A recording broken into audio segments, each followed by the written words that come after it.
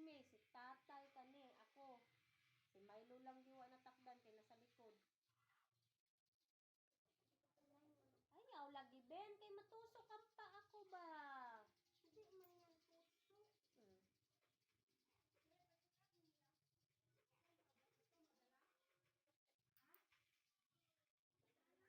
Dali na ba kay kawawa yung aso. Nagpasitate, relax lang ka ayun.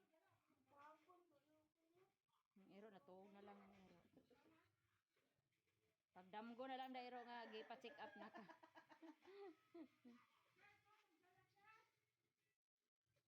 Gano guys, siya. Muatod siya, ha? Ubani na lang ko kung muatod siya, Jo. Para dili sayang ang biyahe. Dito ta mamasahe sa iya, ha? Magtarong mo ha. Basta mamatay ng aso na ako. Igo, wala ka mo kinalagaan gani. O gani, napay. Ako bahala, lagi na. Ako bahala. Bahala sa imong mata. Dapat ikaw magpakaon. Yun. Ikaw magbutat tubig. Pareha lang na sila ni Milo. Kani kay padala manuno ako sa tagiya lagi atong mga ginikanan anak Jo. Dili may padala ni Milo kay siya na daw ang mag-alaga, siya na mag-ano.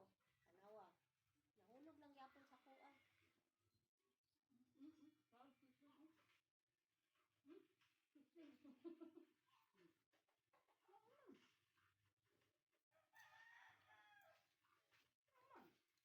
Kailangan Ay, nagtabal. Hindi busog po.